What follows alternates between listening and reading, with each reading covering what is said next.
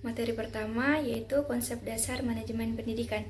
Konsep dasar manajemen pendidikan melibatkan perencanaan, pengorganisasian, pelaksanaan, dan pengawasan berbagai aktivitas di lingkungan pendidikan untuk mencapai tujuan pendidikan yang efektif dan efisien. Tujuan manajemen pendidikan yaitu bertujuan untuk mengelola sumber daya seperti tenaga pendidik, fasilitas, dan dana secara optimal agar proses pembelajaran berjalan dengan baik. Hal ini mencakup pengelolaan kurikulum, administrasi, dan pengembangan kualitas pendidikan, serta menciptakan lingkungan yang mendukung tercapainya tujuan pendidikan baik di tingkat sekolah, perguruan tinggi, maupun lembaga pendidikan lainnya.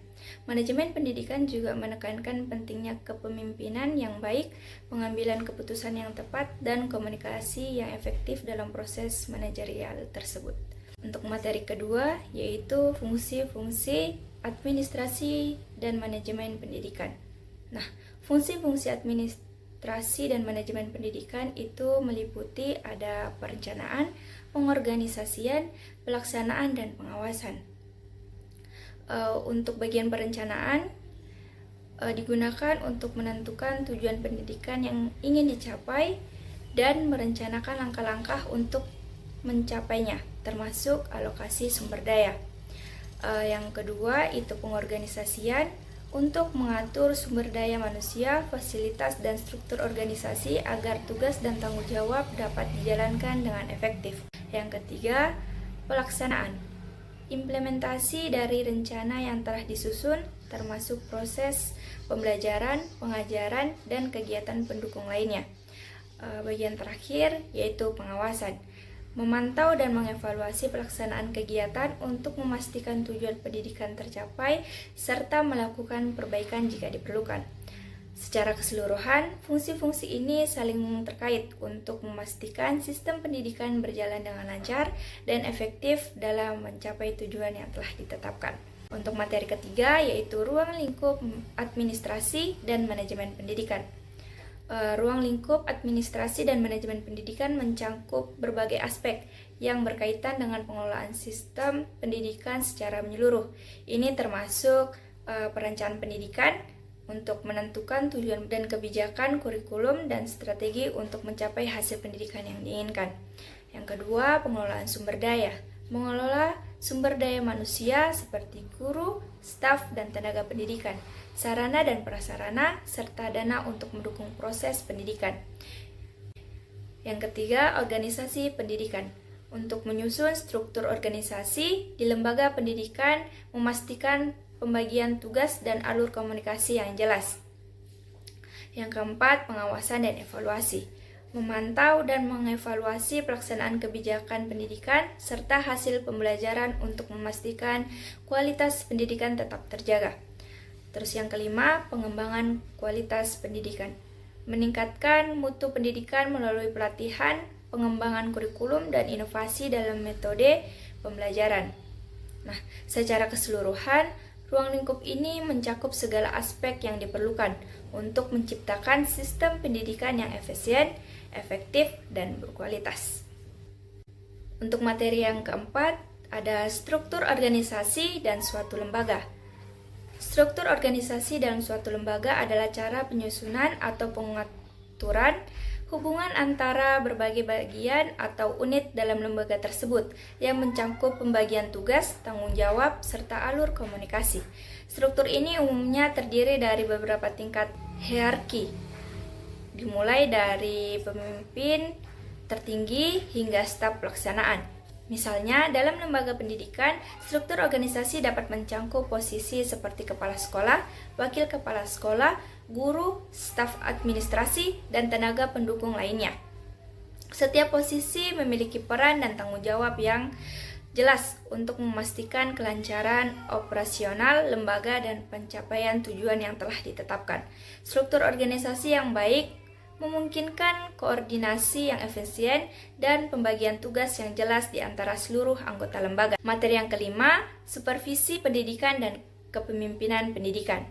Supervisi pendidikan adalah proses pengawasan dan bimbingan yang dilakukan oleh pihak yang berwenang, seperti kepala sekolah atau pengawas pendidikan, untuk memastikan kualitas dan efektivitas proses pembelajaran. Tujuan supervisi pendidikan adalah untuk meningkatkan kinerja guru, memperbaiki metode pembelajaran, dan mencapai tujuan pendidikan yang lebih baik melalui umpan balik konstruktif dan dukungan profesional. Untuk kepemimpinan pendidikan itu merujuk pada kemampuan untuk memimpin dan mengarahkan lembaga pendidikan seperti sekolah atau perguruan tinggi menuju pencapaian tujuan pendidikan. Kepemimpinan pendidikan melibatkan pengambilan keputusan yang strategis, pemberian motivasi kepada staf dan siswa, serta menciptakan lingkungan yang mendukung pembelajaran yang efektif. Seorang pemimpin pendidikan harus mampu menginspirasi, mengelola perubahan, dan berinovasi untuk meningkatkan kualitas pendidikan. Materi ke-6, Kepala Sekolah sebagai Administrator dan Supervisor. Kepala Sekolah sebagai Administrator berperan dalam mengelola dan mengorganisir semua aspek operasional sekolah, seperti perencanaan anggaran, pengelolaan sumber daya manusia, pengaturan jadwal, serta pengelolaan sarana dan prasarana.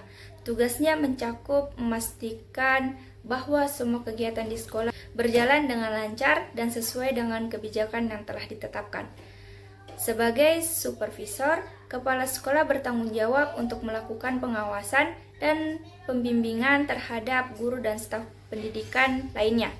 Ia memantau proses pembelajaran, memberikan umpan balik, serta mendukung pengembangan profesionalisme guru melalui pelatihan dan evaluasi kinerja.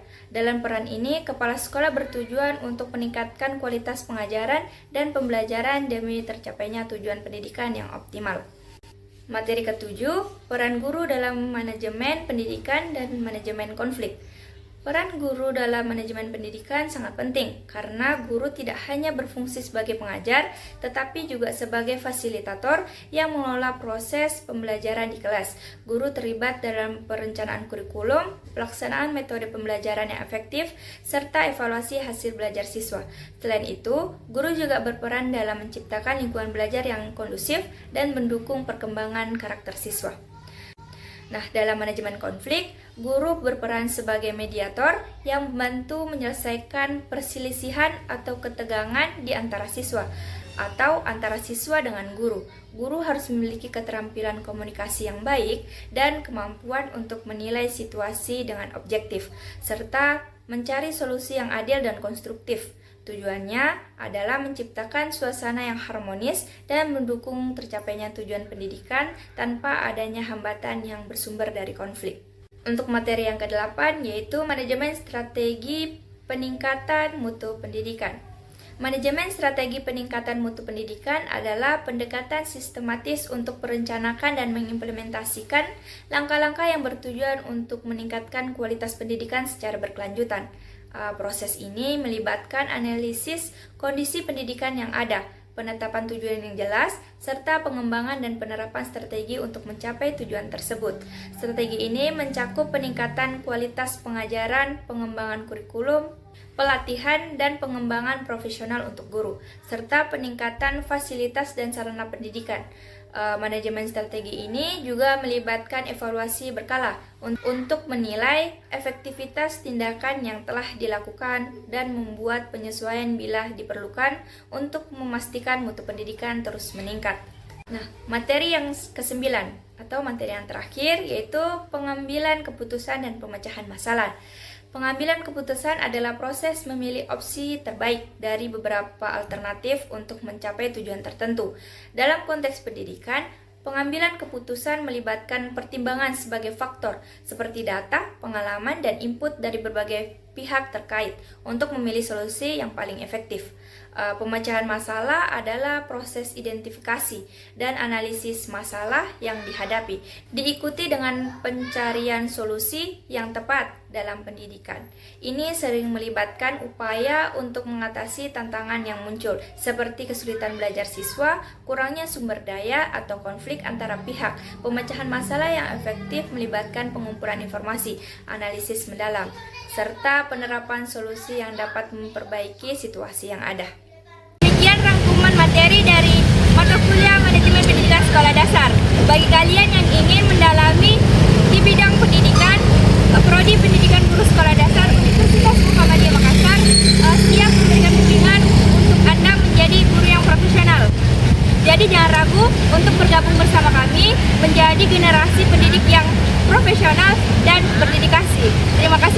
menonton video saya. Akhir kata dari saya, billahi fisabilil haq, fastabiqul khairat. Assalamualaikum warahmatullahi wabarakatuh.